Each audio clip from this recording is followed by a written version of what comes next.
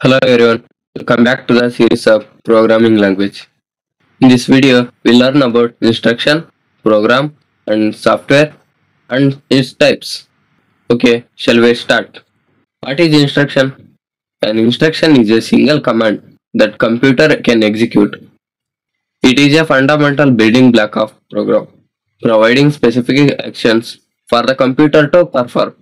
ಅಂದ್ರೆ ಬೇರೆ ಊರಿಂದ ಬಂದಿರೋ ಯಾರಾದ್ರೂ ನಿಮ್ಮನ್ನ ಅಡ್ರೆಸ್ ಕೇಳಿದಾಗ ರೈಟ್ ಹೋಗಿ ಲೆಫ್ಟ್ ಹೋಗಿ ಅಂತ ಹೇಳ್ತಿರಲ್ವಾ, ಆ ಇನ್ಫಾರ್ಮೇಶನ್ ನ ಇನ್ಸ್ಟ್ರಕ್ಷನ್ಸ್ ಅಂತ ಹೇಳ್ತಾ ಬರ್ತೀವಿ ನಾವು. ಪ್ರೋಗ್ರಾಮಿಂಗ್ ಲ್ಯಾಂಗ್ವೇಜ್ ಅಲ್ಲಿ ಒಂದು ಎಕ್ಸಾಂಪಲ್ ನೋಡೋದಾದ್ರೆ, ಇಂಟ್ ಅಂದ್ರೆ ಎರಡು ವೇರಿಯೇಬಲ್ ಅನ್ನು ಡಿಕ್ಲೇರ್ ಮಾಡ್ಕೊಂಡಿದೀವಿ, ಎ ಮತ್ತೆ ಬಿ ಅಂತ.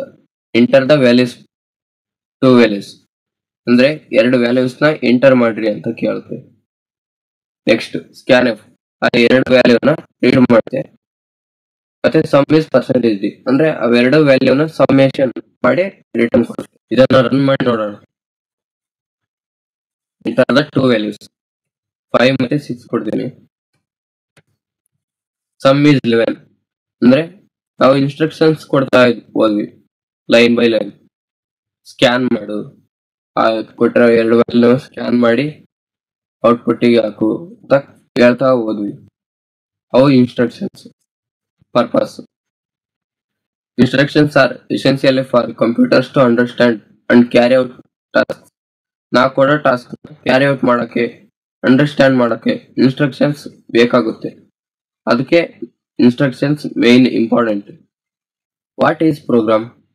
A program is a collection of instruction that a computer can execute. ಅಂದ್ರೆ ಲಾಸ್ಟ್ ವಿಡಿಯೋದಾಗ ನಾವು ನೋಡಿದ್ವಿ, ಅಂದ್ರೆ ಸೆಟ್ ಆಫ್ ಇನ್ಸ್ಟ್ರಕ್ಷನ್ ಗಳಿಂದ ತುಂಬಿರುತ್ತೆ ಪ್ರೋಗ್ರಾಮ್ ಅಂತ. ಅದೇ ಇಲ್ಲಿ ಕೂಡ ಅದೇ ಇದೆ. They are designed to perform specific task or solve problems. ಅಂದ್ರೆ ಒಂದಿಷ್ಟು ಪ್ರಾಬ್ಲಮ್ಸ್ ಗಳನ್ನ ಅಥವಾ ಟಾಸ್ಕ್ ನ ಕಂಪ್ಲೀಟ್ ಮಾಡೋಕೆ ಈ ಪ್ರೋಗ್ರಾಮ್ ನ ಹೆಲ್ಪ್ ಆಗುತ್ತೆ ಅಂತ ಹೇಳ್ತಾ ಹೋಗ್ತೀವಿ. In this process step one is planning. Main thing is planning. ಅಂದ್ರೆ ನೀವು ಏನಾದ್ರೂ ಯಾವ್ದಾದ್ರು ಪ್ರೋಗ್ರಾಮ್ ಅಥವಾ ಯಾವ್ದಾದ್ರು ಫಂಕ್ಷನ್ ಮಾಡ್ಬೇಕಂದ್ರೆ ಫಸ್ಟ್ ಪ್ಲಾನಿಂಗ್ ಮಾಡ್ತಿರಲ್ವಾ, ಆ ತರ ಮಾಡೋಣ ಈ ತರ ಮಾಡೋಣ ಅಂತ ಏನ್ ಪ್ರೀ ಪ್ಲಾನ್ ಮಾಡ್ತೀರಾ, ಅದು main thing. Second thing is execution. ನಾವೇನ್ ಅನ್ಕೊಂಡಿದೀವೋ ಮಾಡ್ಬೇಕಂತ ಅದನ್ನ ಯಾವ ತರ ಎಕ್ಸ್ಪ್ರೆಸ್ ಮಾಡ್ತೀವಿ ಅಥವಾ ಎಕ್ಸಿಕ್ಯೂಟ್ ಮಾಡ್ತೀವಿ ಅದು ಮುಖ್ಯ. ಅದೇ ಪ್ರೋಗ್ರಾಮಿಂಗ್ ಲ್ಯಾಂಗ್ವೇಜ್ ಅಲ್ಲಿ ಬಂದ್ರೆ ಕೋಡಿಂಗ್ ಅಂತ ಹೇಳ್ತಾ ಬರ್ತೀವಿ. Next software. Software is a set of instruction and data that tells computer what to. ಅಂದ್ರೆ ಸಾಫ್ಟ್ವೇರ್ ಅನ್ನೋದು ಒಂದು ಪ್ಲಾಟ್ಫಾರ್ಮ್, ಅದು ಏನ್ ಮಾಡಬೇಕು ವರ್ಕ್ ಅಂತ ಹೇಳ್ತಾ ಹೋಗುತ್ತೆ. ಅದಕ್ಕೆ ಸಾಫ್ಟ್ವೇರ್ ಅಂತ ಹೇಳ್ತಾ ಬರ್ತೀವಿ. ಅದರಲ್ಲಿ ಟೂ ಟೈಪ್ಸ್, ಸಿಸ್ಟಮ್ ಸಾಫ್ಟ್ವೇರ್ ಮತ್ತೆ ಅಪ್ಲಿಕೇಶನ್ ಸಾಫ್ಟ್ವೇರ್.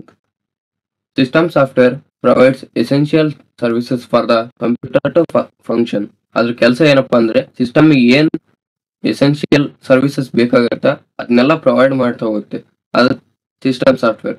ಇನ್ನು application software perform specific tasks for users such as word processing and web browsing. ಯೂಸರ್ಸಿಗೋಸ್ಕರನೇ ಟಾಸ್ಕ್ ನ ಸ್ಪೆಸಿಫಿಕ್ ಟಾಸ್ಕ್ ನ ಪರ್ಫಾರ್ಮ್ ಮಾಡ್ತಾ ಬರುತ್ತೆ. ಅದರಲ್ಲಿ ಯಾವ ಅಂದ್ರೆ ಬ್ರೌಸಿಂಗ್, ಗೂಗಲ್ ಮಾಡ್ತಿರಲ್ಲ ಅದೇ ಇರ್ಬೋದು, ಅಥವಾ ವರ್ಡ್ ಪ್ರೊಸೆಸಿಂಗ್, ವರ್ಡ್ ಏನೇನ್ ಬೇಕೋ ಅದನ್ನ ಪ್ರೊವೈಡ್ ಮಾಡ್ತಾ ಬರುತ್ತೆ. ಓಕೆ, ಸಿಸ್ಟಮ್ ಸಾಫ್ಟ್ವೇರ್ ಅಂದ್ರೆ ಡೆಪ್ತ್ ಆಗಿ ತಿಳ್ಕೊಂಡು ಹೋಗೋದು ಸ್ವಲ್ಪ. System software is responsible for managing the computer hardware and resources. It acts as the bridge between the hardware and the application software.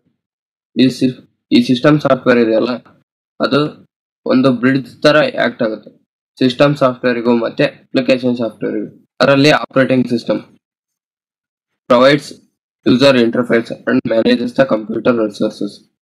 ಅಂದ್ರೆ ನಿಮ್ ಫೋನಲ್ಲೆಲ್ಲ ಇರುತ್ತಲ್ವಾ, ಟೆಕ್ಸ್ಟ್ ಸ್ನ್ಯಾಪ್ಡ್ರಾಗನ್ ಮತ್ತೆ ಇದು ಲ್ಯಾಪ್ಟಾಪ್ ಅಲ್ಲಿ ಇಂಟೆಲ್ ಕೋರ್ ರೈಸರ್, ಆ ತರ ಆಪರೇಟಿಂಗ್ ಸಿಸ್ಟಮ್ ಇರ್ತವೆ.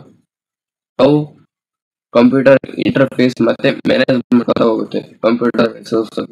Next device drivers allow the computer to communicate with the peripherals.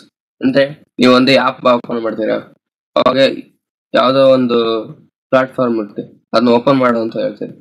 ಅದನ್ನ ಓಪನ್ ಮಾಡು ಅಂತ ಹೇಳಿದಾಗ ಅದು ಓಪನ್ ಆಗೋಕೆ ಒಂದಿಷ್ಟು ಪ್ರೋಗ್ರಾಮ್ಸ್ ಬೇಕಲ್ವಾ, ಅದು ಯಾವ ತರ ವರ್ಕ್ ಆಗ್ಬೇಕು ಅಂತ ಕಮ್ಯುನಿಕೇಟ್ ಮಾಡ್ತಾ ಹೋಗುತ್ತೆ. Next Utilities perform essential tasks such as file management, security, and optimization.